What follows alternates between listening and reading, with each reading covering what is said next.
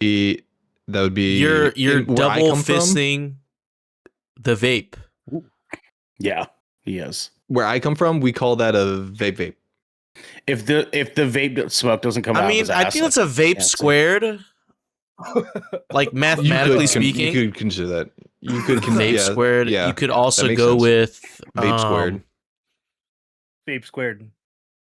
Vape squared. I think that's it.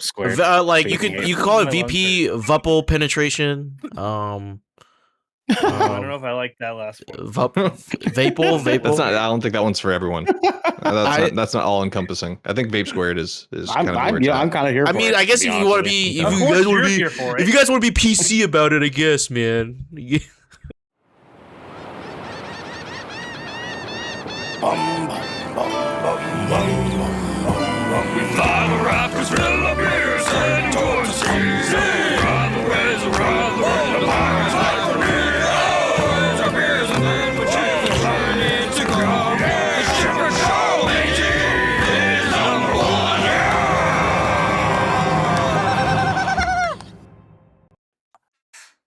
Hello, everyone, and welcome to the Shipwreck Show. I am your host. It's Xander, aka your friendly neighborhood emo dad, because I think Hot Topic is a shell of its former self. Joining me today on episode 193, a very special episode, we have our super sneak attack rogue over here. We have DJ Simfix. What's going on, dude? How's your weekend? Weekend was good, dude. I was in Dallas. I had a fun time. Ooh. Yeah, man. What were you doing in Dallas? Well, you did. I was waiting for the question. You just asked me how I was doing. Can you elaborate why you were in Dallas? Yeah. But where's the line of questioning? This generation. Oh yes, I'm supposed to spill my guts to you. How to talk, you know? Like, okay. So if I walk into a gas station, the teller's like, "Oh, how you doing?" I'm supposed to be so my hamster died when I was 14, and that really caused a dramatic change and shift into my demeanor. Yes, trauma dump on me, please. Yeah, I don't think that works. Yeah. Anyway, what were you doing in Dallas? Yeah, man, I was out to do a in-person commentary gig at Hip Hop Kick 2025.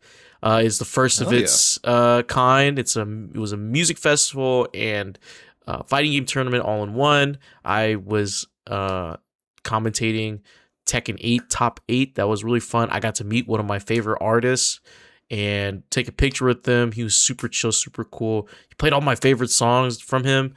Man, it was great. Technically my first concert ever. So, technically. So, all of it was streamed. I drove into Dallas on Friday.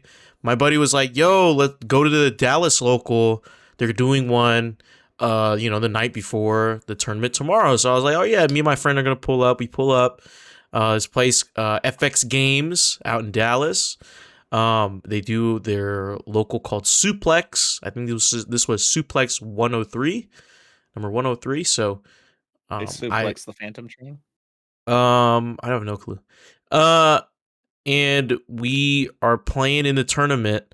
And I got second place. I got second place at the Tekken tournament. I won $13. Okay, sir. All right, sir. All right. Yeah. And then I went to compete the next day at Hip Hop Kick. But I went 0-2, so I didn't make it to that far. But it did make me feel better to know that the guy I beat the night before at Suplex in Losers Final was a guy who made it to the top 8. So if things were just a little bit different, if I was on my A game, I smoked a ton, by the way. I smoked a ton during that trip. So I was smoked a ton. And so I was on like 5 hours of sleep. I hit a Celsius. Know, right? And I was but the prize money was good. It was also Tekken World Tour Dojo Plus event, so whoever won or however you placed, you get points to the leader, your global leaderboard. So we had a lot of great competitors in there. And at Suplex at the local, the guy who beat me in the tournament, he actually came up to me first thing when he saw me. He's like, "Yo, dude, aren't you the guy who you're a commentator, right?" I'm like, "Yeah." He's like, "Bro, I saw you commentate at Attack on Texas, which is an event I did also in Dallas in August." And he's like, "Dude, your commentary's sick. I love it." So that was the first IRL fan interaction I've had, so I'm definitely gonna remember that. That's awesome. Yeah. Oh yeah. Then That's fucking dope. yeah, bro, ate at this incredible like brunch spot. Like not brunch, but man, dude, they made they made their biscuits in house. Oh my god, you just pull them apart like just flaky biscuits. Hell, dude, yeah. I don't know if you guys ever had zucchini bread, but oh my god, oh yeah, dude, dude, I had it for the first time, and my friend who's from Dallas, who's from Texas, he's had zucchini bread before.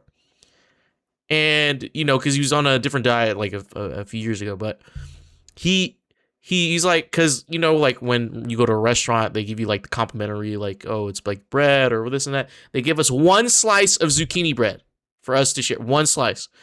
And my friend, he hasn't ate here before, so he looks at it like, what the fuck? You give us one slice of zucchini bread. He breaks off half, and he's like, all right, let's see what it's in for. He bites into it, and he's like, oh shit, dude, it's actually really good. And he's a chill guy, so like I don't know what that metric is. So I'm like, I look at him like really? Like I'm like, it doesn't look too appetizing. It just looks like bread with like green specks in it. So I'm like, all right, let me try a piece. I bite into it. It was soft, bro. My face lit up like this. And mind you, we smoked already before. We smoked before we got there. So I'm like, dude, this shit is so good. This shit is so good. What do you mean? Dry ass mouth. You just put the moistest piece of fucking bread. Dude, they made all that. Dude, we were sat next to the counter. So I just saw loaves of it stacked up. Dude, they bake it in house, bro. Yeah, that place. I had a country fried steak. They had this appetizer called biscuits and hot honey. They had flattened biscuits with hot honey butter and honey drizzled on. Bro, it was dude. Damn, dude. Man, So fuck this show. Let's hear more. Let's hear more about your week. Dude, I also had what's up? On the zucchini bread, I was just talking to my mom the other day because she made banana bread recently. Mm-hmm. It was pretty good. It was pretty good. Banana bread, bro. Banana bread, dude. Banana bread is so good. Mentioned every time. Banana bread's great, but my mom makes the best zucchini bread, and I was just like, Mom, you got to make that shit again. And she's like, I think I will. It's like how she replies. I feel like zucchini bread is like a mom staple. Like mom's just my mom used to make that was the first time I ever heard of zucchini bread, bro. I didn't know like that food existed. I never had that growing up. But look at Staff Social. Some white culture food Whoa, here. Dude, that looks so gas, dude. Oh my god, that looks so good. Yeah, DJ, I'm glad to hear that you had zucchini bread. DJ, I'm glad to hear that you had a very eventful weekend. We are also joined tonight by the Tabaxi, where the only thing patient about him is his defense. It is Garrick B. Eaton. This guy runs in first anyway. What you eating? I don't fucking know, man. For a dude with 17 AC, I get below 50% of my hit points a fuck ton. What you eating tonight, man? Cup op. If you don't know what we that got is, cup I op. just feel bad for you, honestly. I didn't know. Seriously, look it up. At Cup Bop, look it up. Korean barbecue. It's legit. How was your weekend, man? Technically 1 day extended because I felt like it. Hell yeah. Why is that? Just decided to not go to work today. Yeah, to play Arc Raiders. I literally played Arc Raiders for 7 fucking hours. Hell yeah. Tell me about that. Tell me about 7 hours of Arc Raiders today. Today alone. I mean, some ups and downs. Fucking hell. We went through some shit at Spaceport. Ernell and Devin and I, 3-4 runs trying to get one quest done? More like 4 or 5, to be honest. We did 2 first that didn't have us land anywhere near the area we were trying to go to. And it took us 3 different attempts after. Yeah, so it was probably like 5. Yeah. Oh One my of the gosh. attempts we straight up got wiped. Yeah. We got wiped. We got wiped, dude, all right. After that, Devin was just like, fuck all of these hoe ass raiders. Everybody's fight on site. Yeah. Yeah. That So sounds like a we Devin basically packed our loadouts for blood after that. Yeah. And just kept going, dude. How'd that go? I've never been on the offensive. We killed one.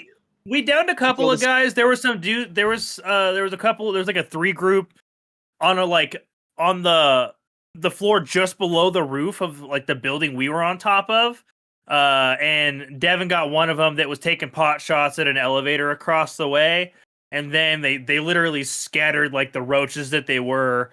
And then we ended up like just kind of ziplining off the roof, which we ended up doing a couple more times because it was a useful tactic. Yeah. And just taking the elevator near there. And then Devin and I had one more run by ourselves where we got to the elevator and there was some random at the top of the hill taking crack shots at us. And we thought he was part of this 2-man group that was down below because the dude was being weird. He was just like, I have a thing for you. I don't really need it. And we're just like, no. And then he like walked over. He was just like, "Oh, there's a dead guy right here." And then like Devin and I immediately like pointed our guns at him. We're just like, And so like Devin's standing off to the side, literally just ready to fucking rip this guy apart. And dude, like the sniper on the hill takes another shot, and he's just like, "Hey, yo, be cool." And we're like, "That fucking wasn't us, man. It wasn't us, man." It was just like, he's like, "We're trying to extract." There's like, "No, we're trying to extract." I sat there and I kept telling Garrick, I was like, "Garrick, I'm gonna kill this guy. I'm gonna shred him." I was like, I thought the sniper. He's like, "I don't trust him, man. I don't trust him, man." I thought he was trying to set it up. Dude, we thought we were gonna get ambushed. And then on our last run, just before Ernell and Devin and I wrapped up, there was some poor random solo raider we like snuck up on, and like we all 3 like slid into the thing, and we just like pointed their guns at their head. They're like, "Everybody gets to go home safe if you just face the terminal, man." I went into proximity chat and I aimed my gun directly at her head, and I was like, "Let us on, like, get on the console, the elevator, get bro. On the console. Oh my! Get on the console." Gosh. Yeah, we straight up. We were just like, everything's cool. Man. All 3 looked right at me, and I was like, "We've been watching you this whole time." Ernell's got like an anvil to this person's head. I got like my arpeggio right at their back. I got a Stitcher that's we were being menaces. Out. Oh my god! It was great, man. It was good. Well, you heard it here first, folks. After this. Play Arc Raiders, okay? It's a fun time. It is a fun time. Man. Also joining us tonight, the Warlock always blowing his load. It is Devin, Brevin, the dude. What's going on, man? What's new with your Magic collection? Why would you ask I did a draft last night. Yeah, how'd that go? Oh god, he's supporting us. Bitch, I know what's coming. I got a new card. It's pretty cool. It's Nyx Lotus. Yep. Yeah, I got a new Lotus card. Yeah. Tell me about it. Yeah. I'm completely flying blind here. So what's significant it's about it? From the 2020 core set Theros, which is kind of like a Greek gods themed Magic set. And good set. Yep. We drafted Theros last night. My buddy Alex, he pulled the Shadow Spear, which is a really good card too. But in Magic, you need mana to cast your cards, right? Your spells and stuff. Okay, yeah. So what this thing does is every time you tap it, you get to choose the color, and then you get to add an amount of mana of that color equal to your devotion of that color. It's sick. It mana fixes your deck, and you get to do a bunch of shit super fast. It's dope. Oh, that's awesome. Yeah. But I didn't win draft last night. Actually, I got hated off the table because I've been winning a lot. So like the table like ganged up on me. So man. Well, I mean, why you gotta get all that hate? You know, you're just doing what you gotta do to win. You know. Yeah. Yeah. I listen. You guys are laughing right now, thinking I'm up to something. I'm legitimately just trying to give him a platform to talk about. I genuinely think you're up to something. He definitely thinks you're up to something. He definitely Oh, thinks you're up to something. You never invite this in. You know what I mean? Like, Yeah, listen, like, wait, what the fuck? I've been given. I've been giving everyone a chance to talk about something that is meaningful or something to them. Sure. I wanted to talk about food with Garrick, but he was pretty quick with it. But anyway, last but not least, we have the gentleman who's calling the shots, the daddy mommy. It is Ocean Shrine Ernell Pearson. I'm gonna shoot him. I know you had something happen this weekend. Tell me about your weekend. Yeah, my band opened for the some of the godfathers of hardcore music, Shai Hulud, the Great Sandworm. No, the band, of Dude, that course. band's dope, huh? But They were Bandworm? fucking sick live. Oh my god, their energy was unreal, brother. Yeah, so you know what was also really good was Denial of Life. They were fucking stellar. Oh my god, I've seen them play Northwest Hardcore Fest. And yeah, god, both of those headlining bands were fucking phenomenal. I used to play Words with Friends with Matt, the lead guitarist of Shai Hulud, for years after I played shows with him. I played Words with Friends for him for like years. So it's funny. The other guitarist lives in Tigard. Apparently, he lives here. And he's been with them for what 3.5 years, I think is what he said. But yeah, they were all so nice. Every single person that was like on this bill was like so nice. It was a great experience. We had a great turnout. It was like just about like 220 people came. So it was like not like a fully packed house, but it was like decently filled. We were the only metalcore band on the bill, and it seemed like most of the people didn't really know what to do with us. So like the cool part though is that like this was our first time seeing a lot of like younger kids at shows in so long, because like it's sort of like going to shows kind of skipped a couple of generations, and I don't know like what it is, but like it's healing again, which is cool. That is the hardcore scene here. The hardcore scene is mostly younger kids, and that's why it's so cool to go to shows, and that's why the hardcore shows usually always sell out. It was dope. It was really, really good at dope, dude. But the interesting part of the night was actually not the show itself. The show went without a hitch. The show was great. The show was awesome. It was a great time. We packed up our U-Haul that we rented, got all of our stuff back to Travis's. Marilyn does our merch for us typically, but she left earlier in the night because she had been planning to go to work today. She wanted to get some sleep and stuff, so she left earlier. She drove my truck to the venue, so she didn't have to like lose like one of our like guest parking spots that her car's parked in. So I get done dropping off the stuff at Travis's place and take the U-Haul back home so I can drop it off in the morning. And on my way home, it dawns on me that Marilyn has my house key.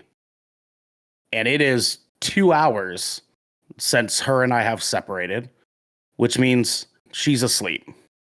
She's asleep. So I start calling and calling and calling and calling some more. And then I get home and I pull into our parking lot and just take like a quick like emergency lights style parking spot, right? I go up to the front door and I call and I call and then I knock and then I knock some more and then I call some more. It's 1 a.m. and I'm like, I need to start calling other people. I called my mom. I called my sister. I called the guys in my band. And I was like, I can't get inside. I can't get home, right? But I also didn't want to go back to Vancouver where like half my band guys were, because I would have had to pay the extra mileage for the U-Haul. So I was like, I don't want to go too far away, right? And so I was like, I have to stay the night at the U-Haul. I have to sleep in this fucking U-Haul tonight. And so I like didn't know what to do. It's like 1 o'clock in the fucking morning. Devin, your hands up. Go ahead. What do you got? What do you need to chime in with? You guys need a dog, so then when you knock on the door, it just starts barking, and that'll wake her up. Not a fucking chance. So I get into the U-Haul I stop by a Plaid Pantry and get like my dinner. Dindins, little those, dindins. those microwavable hamburgers you can get in like the cold section at like little mini marts and stuff. A small can of pizza Pringles and a Powerade that was on sale for like $2. God, I love pizza Pringles. Because the topper of this is I had $10 to my name, so I couldn't get a hotel. I had no choice but to just eat this. You know what I mean? Just not the food, but eat this entire situation. So I got my food. Found I like Garrick mentioned to me, tour PTSD, because I was like, the only place I can think of I can go without getting this U-Haul towed is a Walmart parking lot.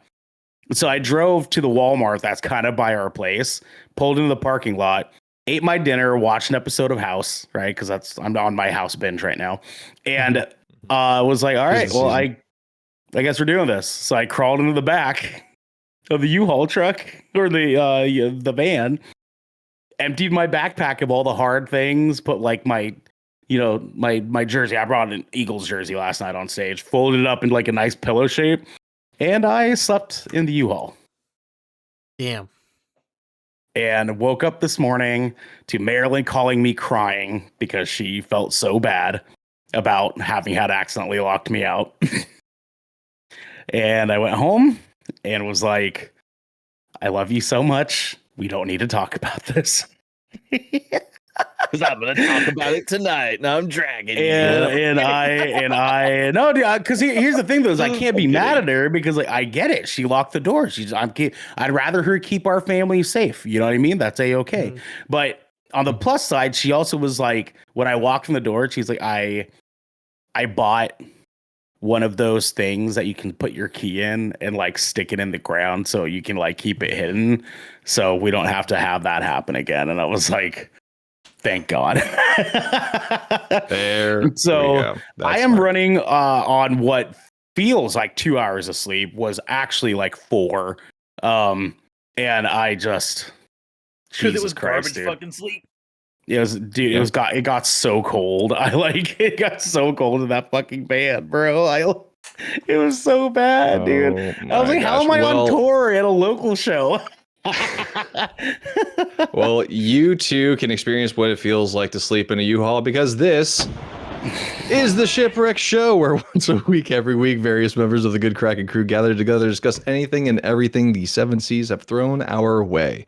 If you're riding this wave, you can head on over to patreon.com/goodkrakenpods, where you can submit questions and topics, get exclusive content, and have early access to all of our content before it goes live on podcast and video services. You can also support us by joining the GK community over on our Discord channel by clicking the link down in our description section below, then following and subscribing to get updates when new episodes go live everywhere. All the where. Gentlemen, we have some captain's orders.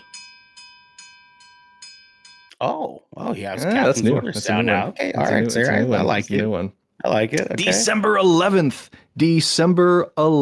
at 4:30 p.m. Pacific time, 7:30 p.m. Eastern time. We have the Game Awards live reaction stream. God, I cannot wait. We will be live. Twitch.tv/GoodKrakenPods. That's GoodKrakenPods. Garrick, I need you to do me a favor and set an alarm on your phone, telling me to order a proper jacket this year, please. On Wednesday at 5:00 p.m. Can you do that?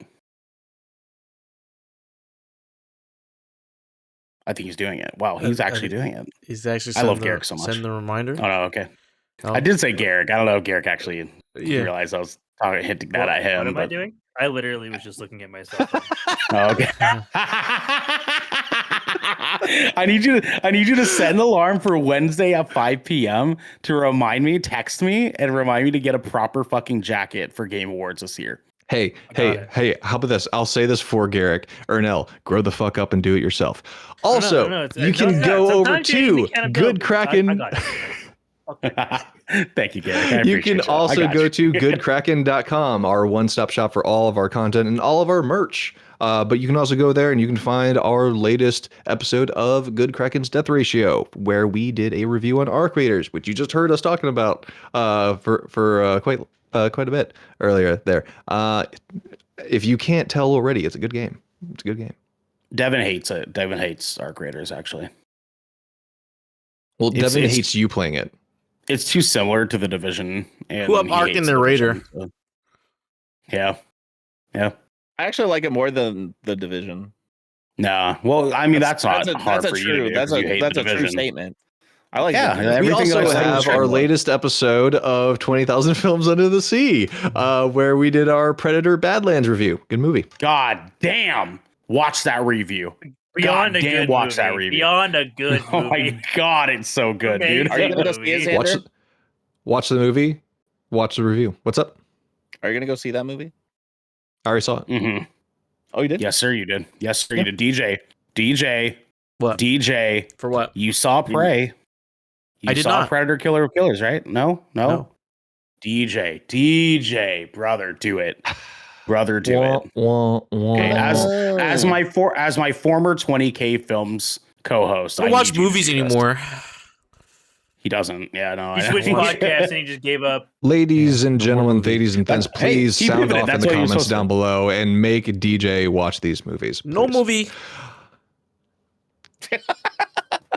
And last but not least, for our captain's orders to wrap everything up, Songs from the Abyss, our Dungeons and Dragons action play, will return. I never got a confirmation on when. Yeah, I know. Yes, this Yeah. winter. It'll be the second week of There our you 2 week go. vacation. Yes, there you go. The last week of the end of the year. So yes, we will be there. That is hold on, look at the calendar. 2026. Is it like December right after Christmas? 29th. Yeah, right Monday. after Christmas. December 29th. Right after Christmas. That is our Christmas gift to you.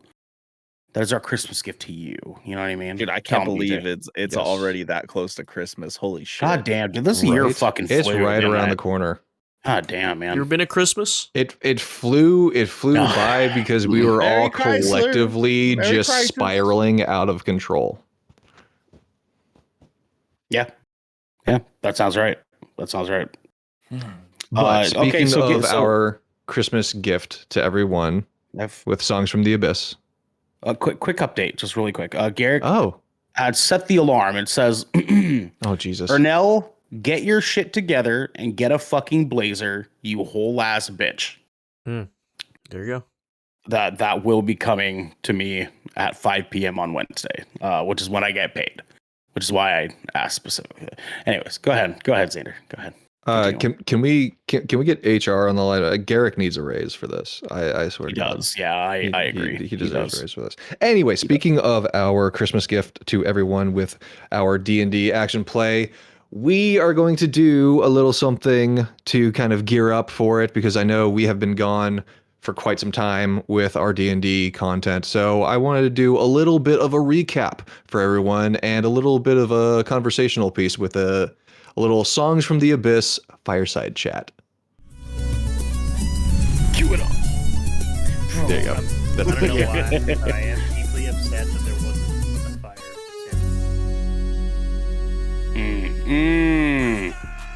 Okay. No. All right. Not that type of Okay. fire. fire Not that sound, type bro. of fire. Okay. I mean, For it sure. is It's a fire fire sound, brother. sound. But Yeah. It is fire. Yeah. All right. So to kick off this fireside chat, I wanted to give you guys just a brief little synopsis on what we've experienced so far. It's not even really a fully detailed synopsis or anything like that. It's just kind of like a little snippet to kind of catch us up. So here we have our lovely dungeon master, aka Daddy Mommy, our Shark Lord, thy art in Atlantis, Ocean Shrine, aka Ernell Pearson, guides us as we first meet our ragtag group of adventurers in the small mining town of Phandalin. We have Emerald Jackal Green, our extremely sus half-elf rogue played by DJ Simfix. Leon Hartswell, the Eldritch Blast Happy half-elf warlock played by Devin Brevin the Dude. The fearsome, fursome Tabaxi monk Twin Cloud played by the Vermilion Beard, Garrick B. Eden.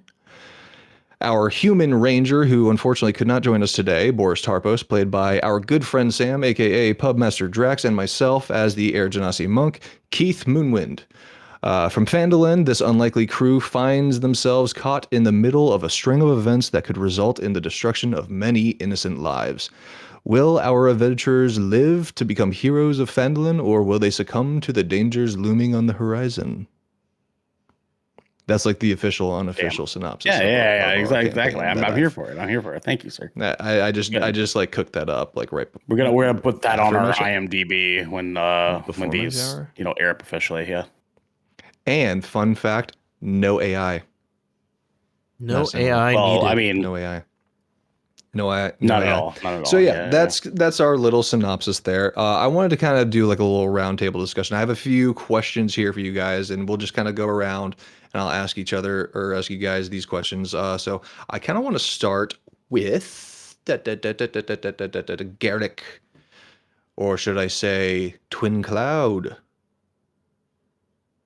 My question for you, Okay. sir. Is this your first campaign? If not, give us a brief summary on your history with D&D. My first this is my first official campaign ever. Absolutely. I've done like a homebrew thing with like a family member once, many years ago. We didn't finish it. It was okay.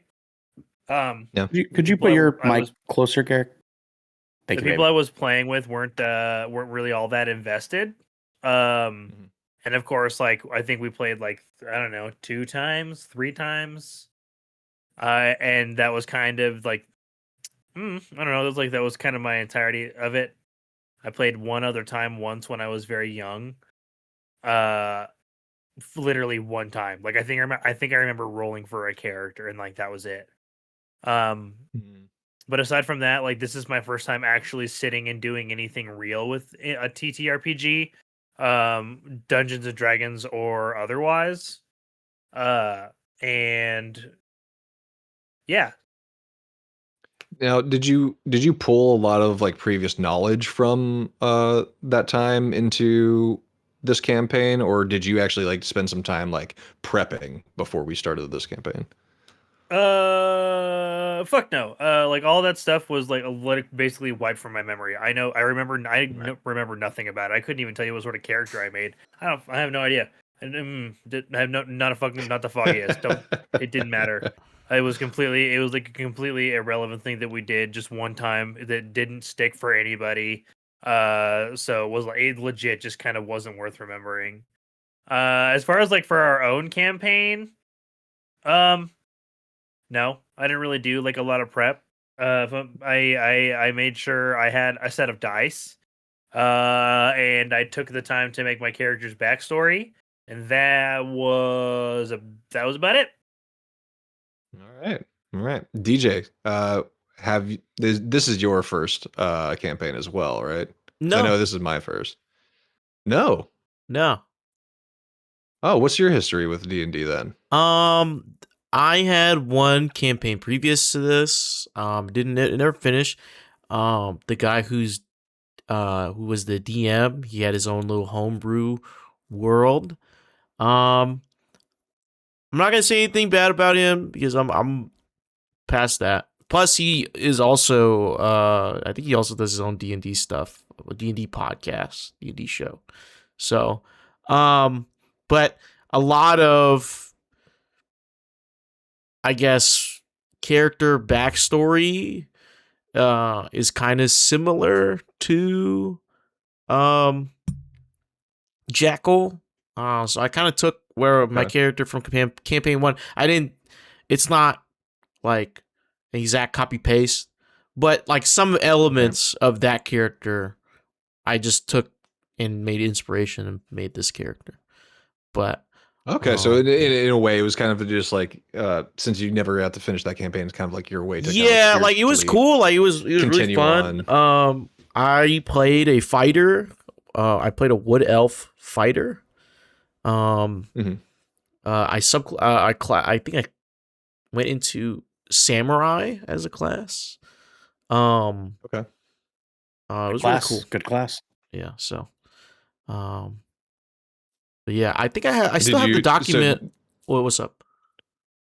Did you take? I was just curious. Did you take like some things that you might have learned from your any previous sessions with that previous character? Did you like say, okay, so next time I do this around, I'm going to do this differently because I want to experience how this character would do it, but still with the same kind of like personality type. Not the same personality type actually. Because I just took like just some minor elements. But my first character, Kuromak, is way more stoic. He's very Okay. way more stoic. I had like a full backstory written up, just like how I did with Jackal or Ernell knows. But I used to have like a full Google Doc for Kuromak. I don't know where it's at. I don't know what account it's on. But Oh no, we I got had written a whole backstory. Like the typical tragic backstory, like his village was raided when he was a kid. He used to have golden skin and golden hair, but the trauma of seeing his family get slaughtered by this merc group, this raider group, made his hair turn white. So he kept his golden, like slightly golden skin, but his hair turned white. Yeah. So that was and then he gets recruited by that band of mercenaries, and he becomes like their best soldier, youngest and best soldier. But somehow, like kind of in like a slave way, like they just use him as a weapon. But he manages to escape somehow. Damn, and that's how they found like into Good story. Good story. yeah. And I think this is before like Vinland Saga got popular. I think this is before the anime like it got animated. So yeah, I was like, I wholeheartedly believe you. yeah, DJ is actually the writer for pretty sick. Vinland Saga. Dude. yeah. I might actually. That's pretty sick. That's pretty sick.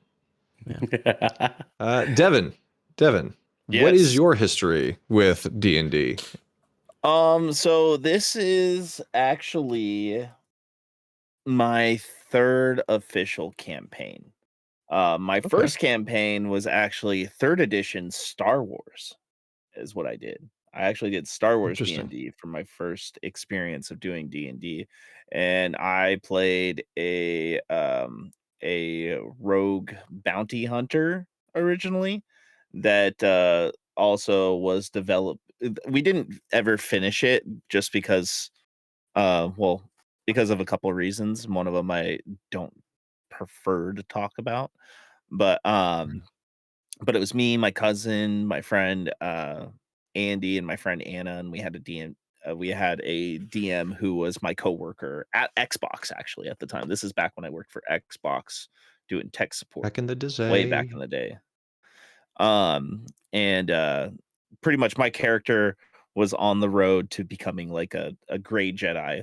Kind of like literally almost like what's his face from Skeleton Crew's story, which was kind of why I clicked with Jude Law. It was kind of like Jude Law a little bit. Yeah, which is kind of funny. But that was my first experience playing D&D, and we had like minifigs and stuff like that. We did the whole tabletop thing. And that was like a real physical experience. Like we had the books and all that, and it was pretty fun. And the DM held on to our character sheets, and he would edit them to like according to like to make sure that they were like matching up with the story and stuff like that he was crafting. Oh, that's cool. So that was cool. Long before D&D Beyond. Yeah, this is back when I was 19 years old, 20 years old. So this is 14 years ago. God. My second experience playing D&D, it was a short, like almost kind of a one-off, like one and done campaign type of deal. One shot, because Well, it wasn't exactly a one shot because we did have a few sessions, but it was like a short campaign. Okay. Yeah, Gotcha. because it was just me and my cousin and his roommate, and his roommate was our DM, and so we were doing like a 2-player thing with some NPC characters that were in our party, Yeah. Okay. because COVID just happened, and we're all hanging out in Discord, Oh, and okay. we're trying to figure out like what can we do. So we did D&D, um, with just like this, like what we're doing right now, Yeah. but without D&D Beyond. And my cousin and his roommate, they set up a camera that overlooked at the table, you know. Okay. So one of their cameras would look at the table, while one camera had both of them on screen for me. Mm. So, and that's how we Okay. did it. And I played a tiefling arcane trickster on that one, is what I played with. I was actually looking for my old character sheet to see if I could find it. It's somewhere in Over the rainbow.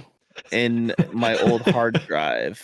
So I'm trying to see if I can find it. But it is on here in some Well, place. we'll hold that for later on in the show if you can find it. Ernell, your Yes, sir. history with D&D. Give us a brief summary. D&D was introduced to me for the first time when I was about 11 years old. I had my seminal legendary friend Nick, and his two older brothers, Will, and they were the ones that were responsible for getting me into all the nerd shit that I'm into now in my life. They taught me Warcraft. They taught me Warhammer. They introduced me into Halo for the very first time. I learned magic from Nick.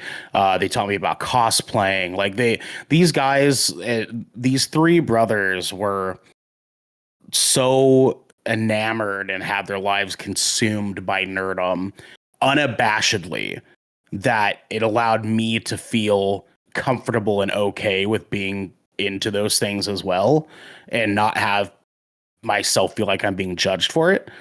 And so they first started me out actually with Magic. Magic was the first thing they ever got me into because me and Nick used to play Yu-Gi-Oh way back in the day, and he was like, "I got a card game that's even better," and I was like, "What is it?" You know what I mean? And so like it kind of went off from there. But D&D was one of the last things that they taught to me before they kind of just disappeared.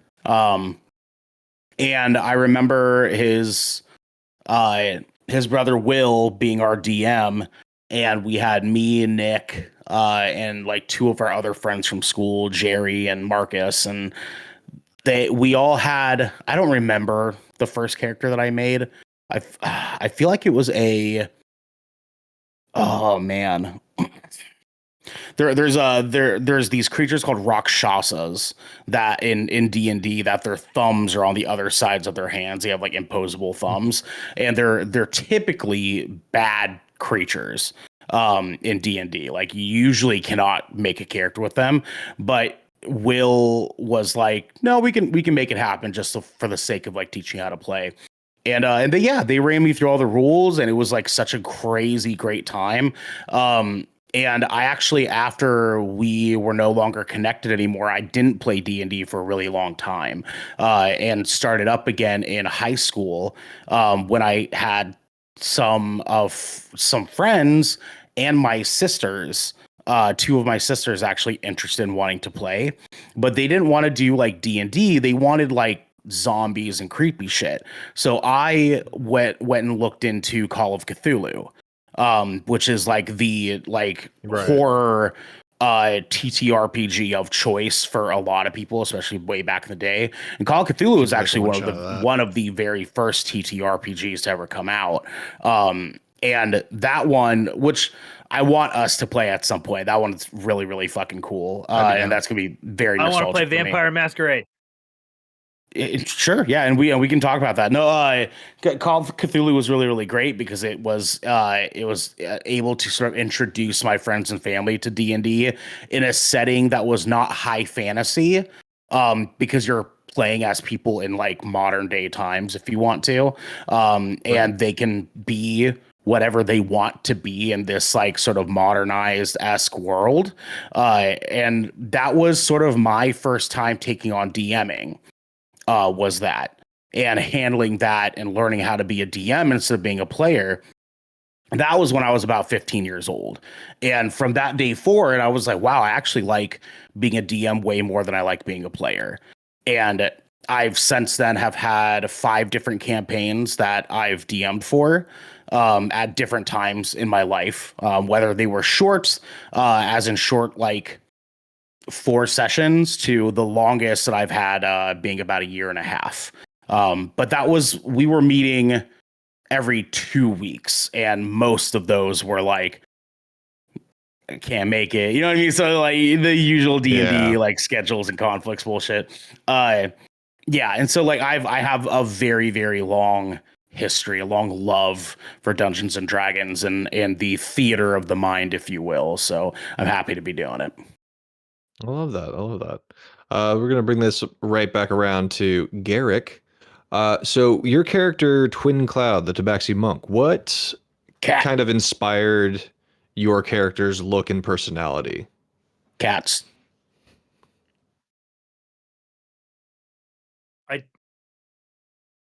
I don't know if I had anything specific in mind at the time, actually.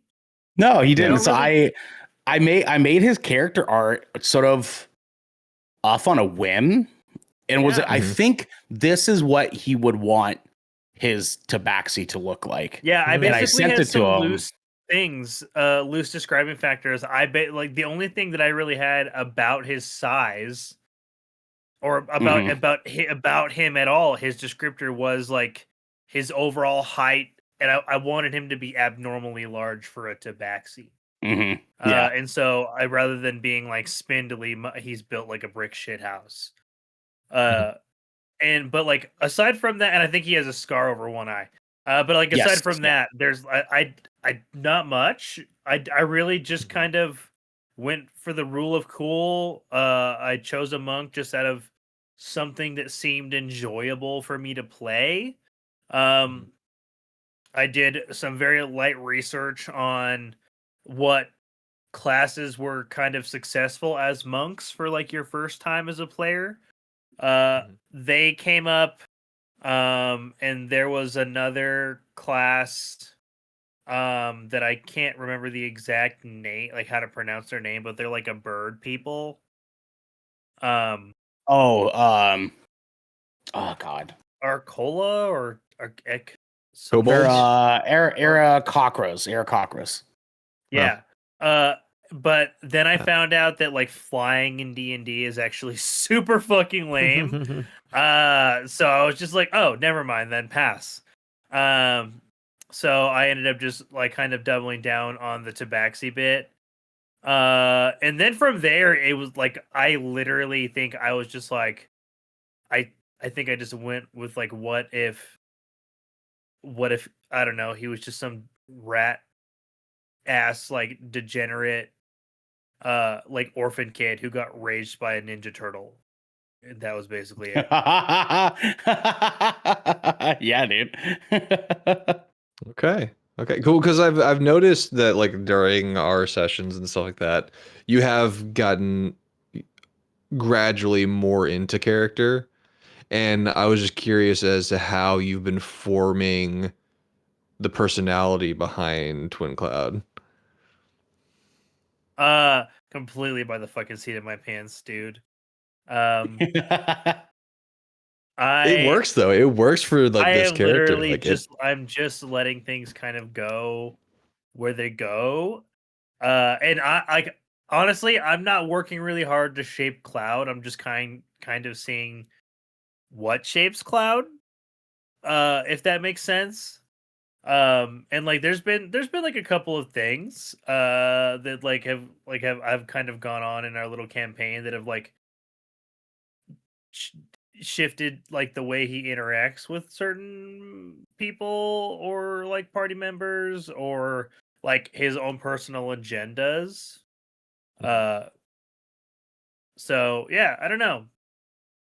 I didn't have like a ton of overall inspiration, I guess. I Well, really just it's kind of cool to wanted to see wing it. how you're kind of exploring it as we go along. So, DJ, what Yes, sir. inspired you touched on how you've pulled some inspiration from your previous character. What else has inspired the look and personality of Jackal? Definitely the white hair. Yeah. That's definitely a hallmark. Because I wanted to bring that with me. But besides that, I think I just wanted it to be a little bit different. In my first campaign, since Kuramek, my character was very stoic and not.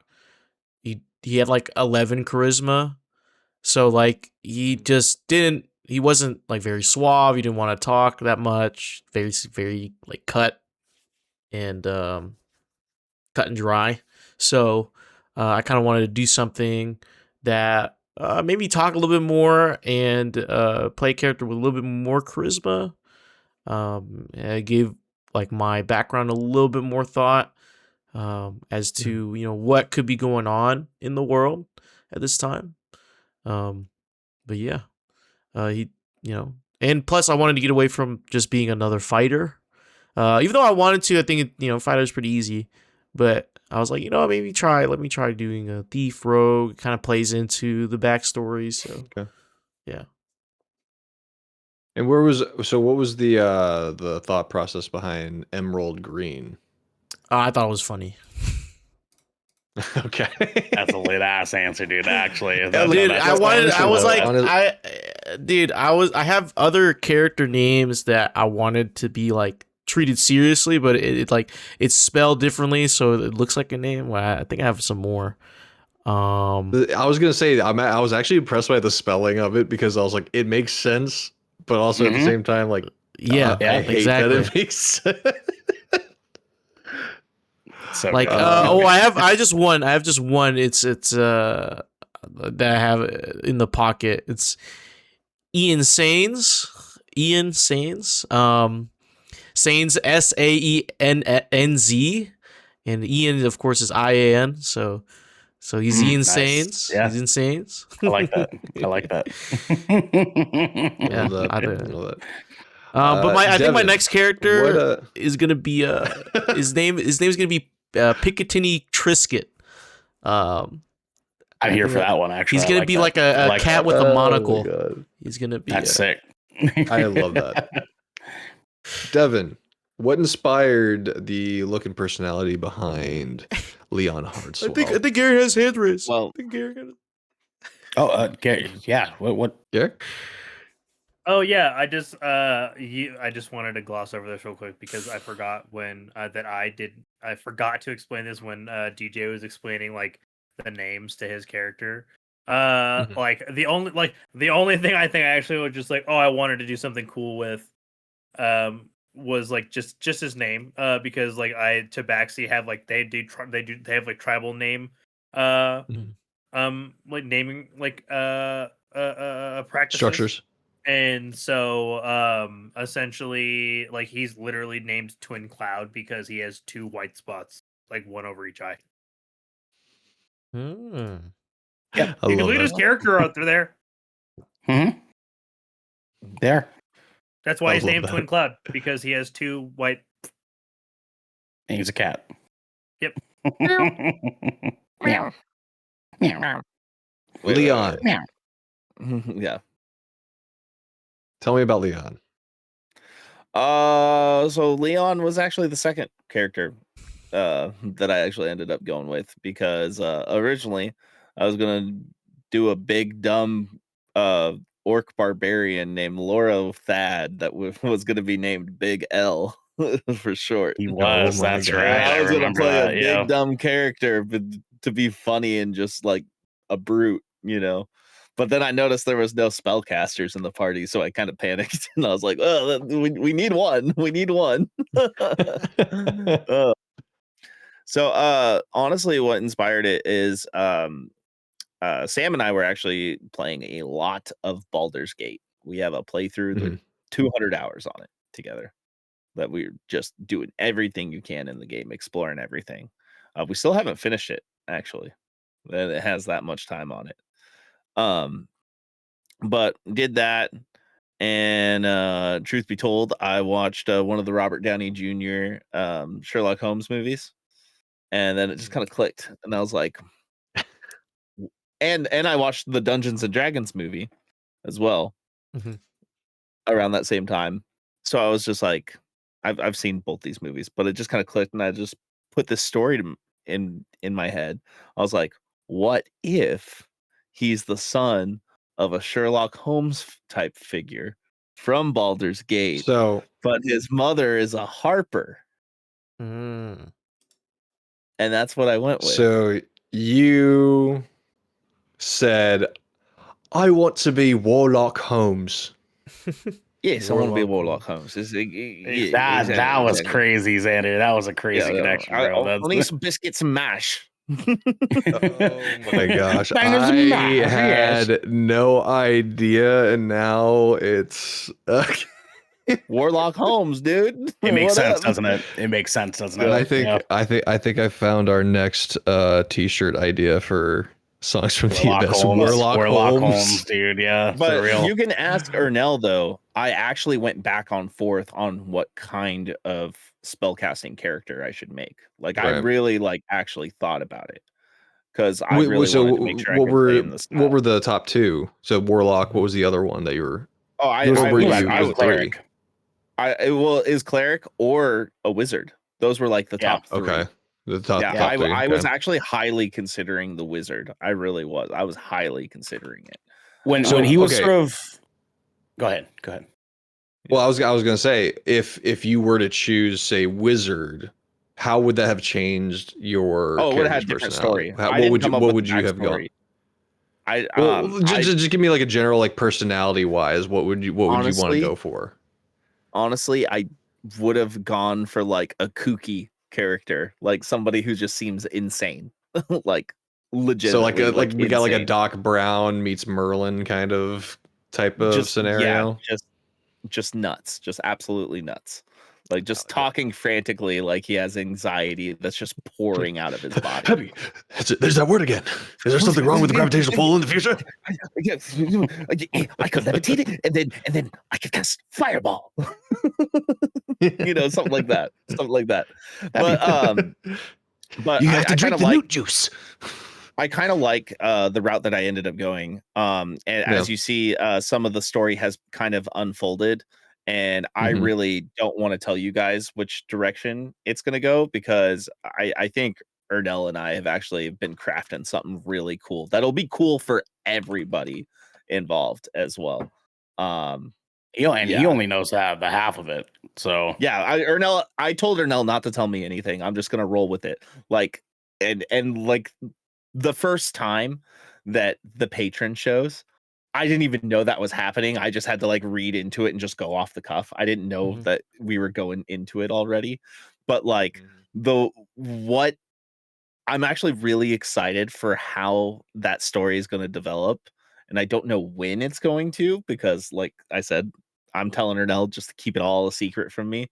But we came up with some shit when we were talking about it one time. And we're like, oh, that's actually a fucking cool type of deal. And it plays into every way that I've been building the character too. So this is the most thoughtful I've been on down to the type of spells my character has, down to the backgrounds of the patron. All of that stuff is going to matter.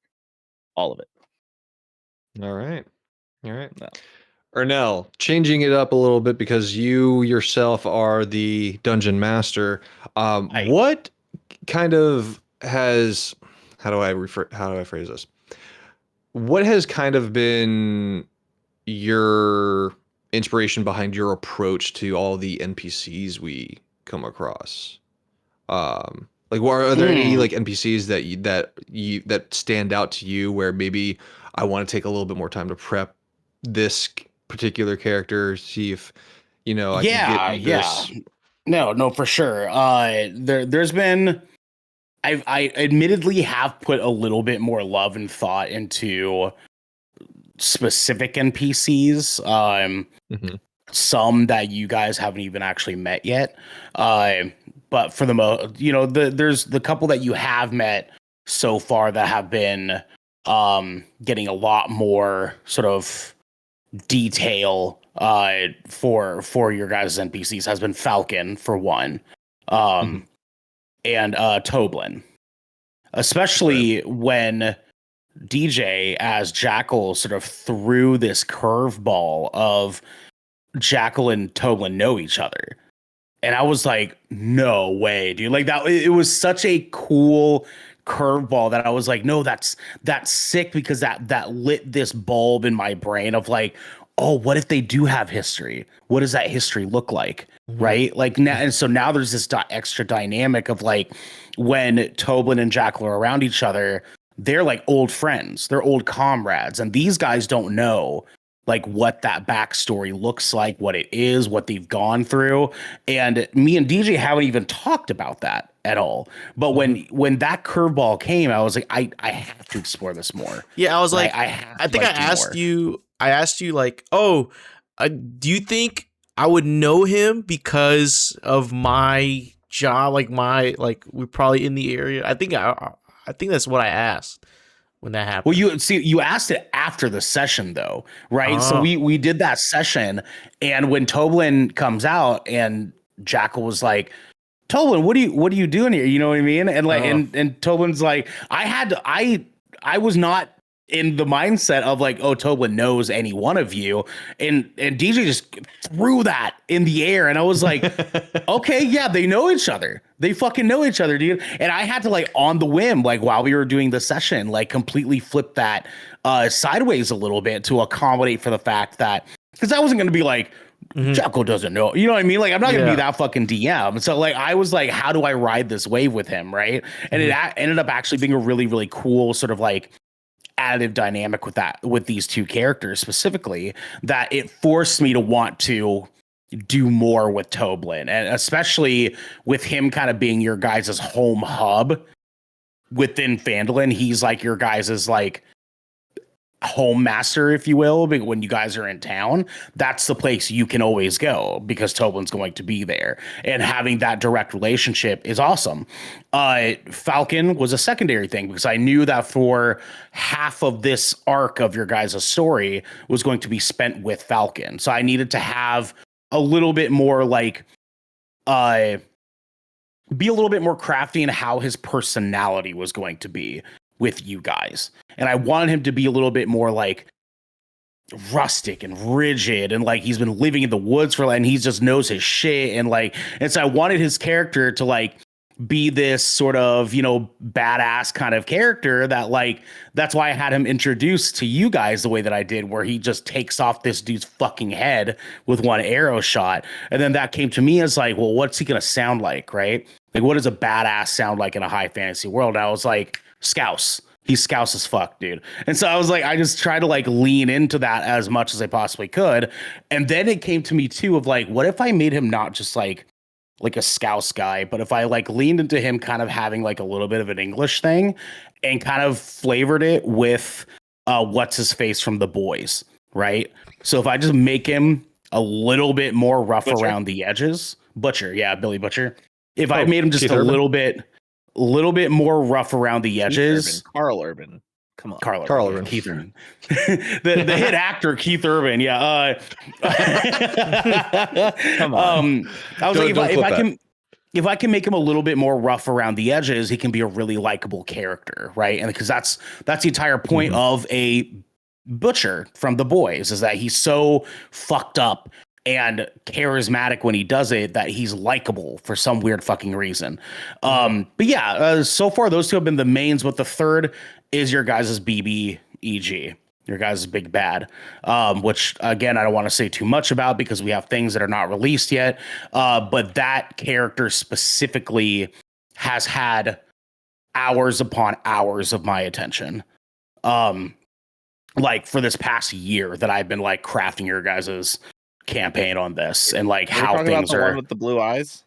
Yes, the blue-eyed man, the mysterious man that you met in the different plane universe, which the implications there, man, don't even get me started. I have an entire like Wikipedia page format thing made for that character that I've been spending writing on him and him alone for this past year.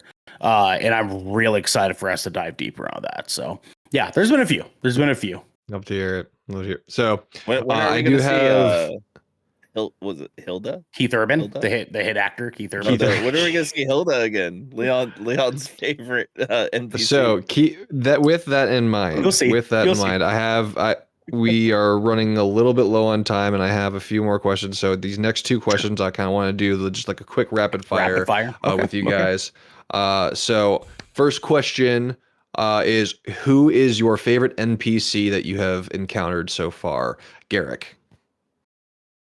Adabra. Yeah. Dabra. Oh, Dabra. No. Yeah, that was piece of Dabra, bro. Pour it out for the homie. Easiest answer for me, dude. That actually fucked me up. Really, I thought about that shit. Yeah, I remember. Dude, what a cliffhanger that episode. Yeah, was. that was like, damn, dude. That was a damn dude for sure. I was so fucking pumped, dude. And the thing is I know Ernell and I talked about her as a character, and she was like literally just supposed to be a throwaway NPC. Well, kind of. She served a fixed purpose. Yeah. And she served that purpose. All right. No, as the DM, I was looking for ways to give you guys a Game of Thrones beginning. Mm-hmm. And that was like the best way I could think of possibly doing that, to get you guys to understand the stakes of what the story was going to be. And it worked based on your guys' reactions to that moment. I was so stoked that fucking hit the nail for you guys, dude. Yeah, rest in peace, Adabra, bro.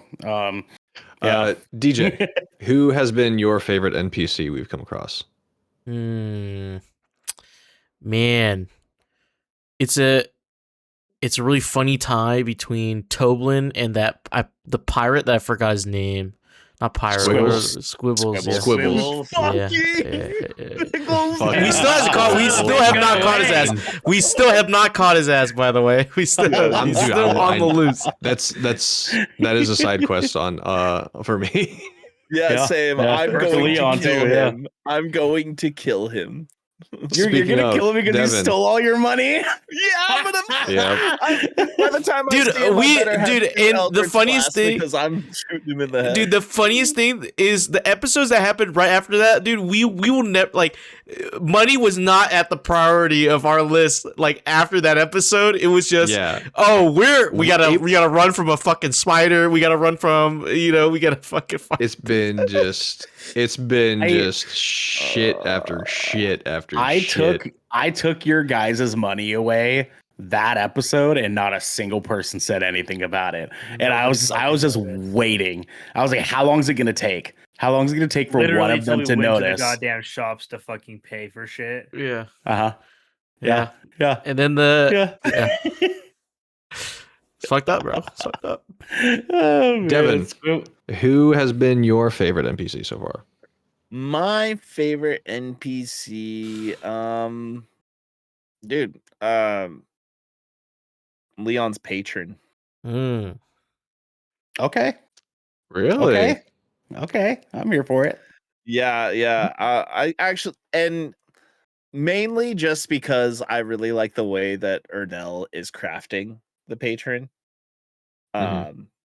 If I was gonna have a runner up, it's probably Falcon. Honestly, Falcon's dope. Yeah. Falcon's a cool guy. 100%. Yeah. Falcon is dope. He is really dope. The patron's actually been really really interesting, because I have had to sort of ebb and flow when it comes to the patron a little bit. Because the patron can come up as a problem at any given moment. right? Like any given moment for Leon and now for you guys. And so I've had to try to find a way to make that balance a little bit, because not just having like Leon fucking freak the fuck out every single session or something like that, you know what I mean? But also too, like like letting it have like be fun, because if Leon's patron is just the typical evil deity that just is using Leon to do crazy bullshit, that would have been fucking boring. So instead, I gave Leon's patron this weird like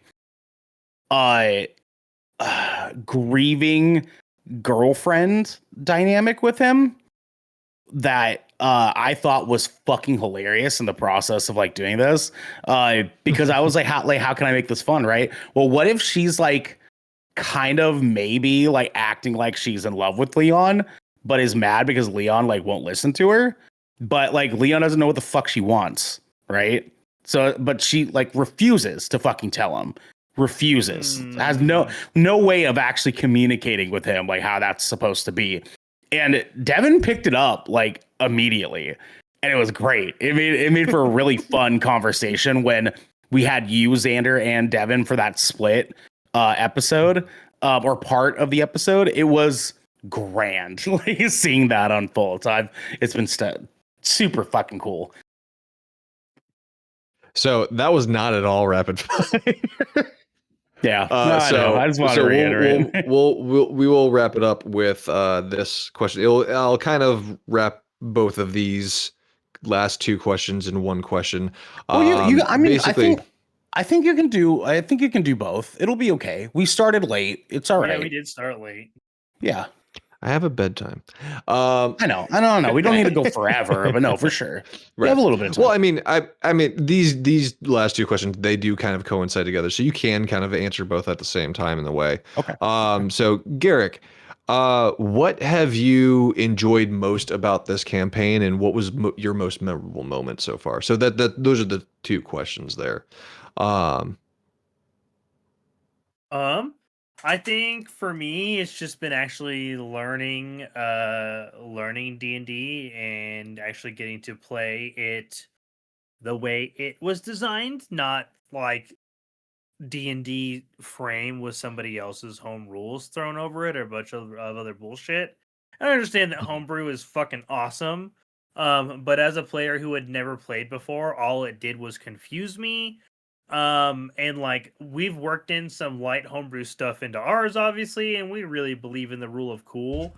But like it's helped give me, a perspective on the game that I didn't have before. And I'm actually going to be DMing a very, very basic, like actual starter module with some coworkers myself, as a result of this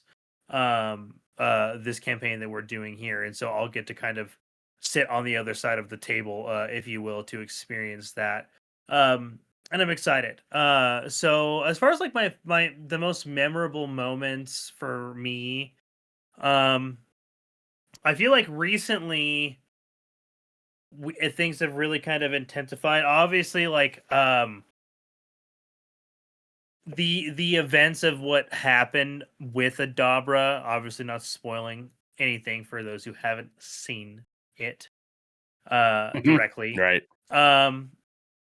Like that really set like an internal motivator for Cloud beyond like what his backstory dictated, and that was a really great moment for me. And as a player trying to like find like my character's purpose in the adventure. And then from a gameplay standpoint, Jackal and I got up to some shenanigans together later on, and god damn, we wrecked house. Yeah, you guys did. Jesus Christ, dude. Oh yeah. That was a hell of an episode. DJ, same questions for you, sir. I think it would be the same, like that. Garrick and I adventure, our little our little tag team duo type of adventure, because that whole episode was fucking sick. That was a pretty good one. That one I actually watched that one of the Fridays where it was just me at the office. I was just like up in the studio. I pulled that up and I watched it the whole time. It was a good one. It was a good one. So fun. Mm-hmm. Devin, you as well, sir. What have you enjoyed most about this campaign, and what is your most memorable moment so far? What I enjoyed most about this campaign is when we did our sessions on Saturday mornings. All right. I do miss that. I'll be real. I do. Well, I will say DJ's this. told us we'll be back in no time on Saturdays. It's all right. Xander's we'll still talk on Because on our meeting. I will say it's gonna get hard for me to do Sundays. It's Talk in our gonna be meeting. hard for me to do We'll Saturday talk mornings. in our meeting. Yeah. Yes, we will talk in the meeting. But yeah, I think my most memorable session moment is probably the first orc battle in Phandalin, because it went 2 episodes. Yeah, it did. Yes, it did. Did it go 2 episodes because it was so good, or did it go 2 episodes because we were still new to it and we are all trying to figure out what the fuck we're doing? No. I mean, like you guys were was surprisingly smooth. I was immersed in it, like I knew exactly what I was doing, and I was just like, I was feeling it. I could like see the imagery and all of these things playing out in my head. Like, you guys don't have no idea the imagination that is unfolding inside my brain when we're doing this. I'm like, I'm such a fantasy lore nerd. I love this shit. Yeah. Devin says I was born in the whimsy, bro. I was, dude. I was born to frolic in the flowery metal fields on the edge of the dark forest. Okay, all right, for sure, man. Ernell, same question for you, sir. My favorite part of this campaign so far really has just been how involved in this I've gotten. There's something cathartic about putting together a story for you guys that each week I get to see the way you guys interact with it. And it's kind of like building a game and putting it out and seeing everyone's reactions to that game. Except I get to do that every week with you guys. And seeing how you guys come up with ideas and how creative you are about things. And it challenges me to continue to be creative and try to be boisterous and crazy and out there about like some things that could be really, really awesome and entertaining for you guys. And it's challenged me in ways that have both like been really, really awesome, just generally speaking, but have also like lit this fire in me, because every week, every day I think about this fucking campaign. Every day, dude, like to some extent or another. And I think about the things that I want to do with your characters and the stories that I want us to tell, and like getting to do that with you guys every week is like, honest to God, one of the highlights of my fucking week. Every single week is playing D&D with you guys. And it's amazing, and it's been awesome, and I cannot wait for us to continue doing it. The most memorable moment, man, that's tough. I would probably say you actually, it's a recent thing that's been recorded, not released yet. You guys have a dilemma that you were discussing, and this dilemma actually had you guys arguing with each other. And that was one of my favorite things ever, was seeing you guys not even having to like be in character because you were already in character mentally. You like what DJ has a moment where he's like, why the fuck would we do that? That doesn't make any sense. And like, and Xander, you were like, no, this makes the most sense to me. Like, why don't we just do this? And it can all just go away. Right. And Leon's like, well, how do we know we can even trust that? You know, and like being the DM and getting to see all of you interact with this in a way that makes it feel like you understand the stakes is not just like one of the proudest moments I feel like I've ever had with like being a dungeon master in my fucking life, but secondly makes me understand that like we're heading in the right direction because like it's obvious you guys are invested in this story, and that's all I ever wanted was just for you guys to be invested in this just as much as I am, right? And that is what's going to make it more fun for all of us, is just everyone being invested in this fuckery of this story that's not even real. It's not real at all in any sort of like way, shape, or form. And that makes it even better. But to double on the first question though, my favorite part about this is that you guys have no fucking idea what I'm about to put you guys through. And that feels so fucking sick, dude. Hell that no, feels man. so sick. Hell no. That's my favorite part about this campaign, dude. Please. You guys have no idea what the fuck you signed up for. I'm so stoked. I'm like you say that, and like there is a bit of dread, but I also have a lot of excitement for it too. So it's because it's the story, it's the experience, and like, you know, because kind of like wrapping things up, I'm gonna talk a little bit about my character real quick. Like this is my first ever campaign. I had no idea what the fuck I was doing. And it has like this whole experience has like unlocked a whole another level of creativity that I had only dreamt about as a kid. And now I actually feel confident enough to like venture into some of these more creative aspects and stuff like that. And I'm having a lot of fun with it. And just as a hobby, you know, just like, and I really appreciate that with this experience. And I am still a little upset with myself that I went Irish on session 0 and now I'm stuck with that. Because I have been trying so hard not to piss off any Irish people to try and get it somewhat decent. But like I've said before, in my defense, it is a fantasy world. It is what we make it. We could just say that it's an Irish-inspired fantasy accent.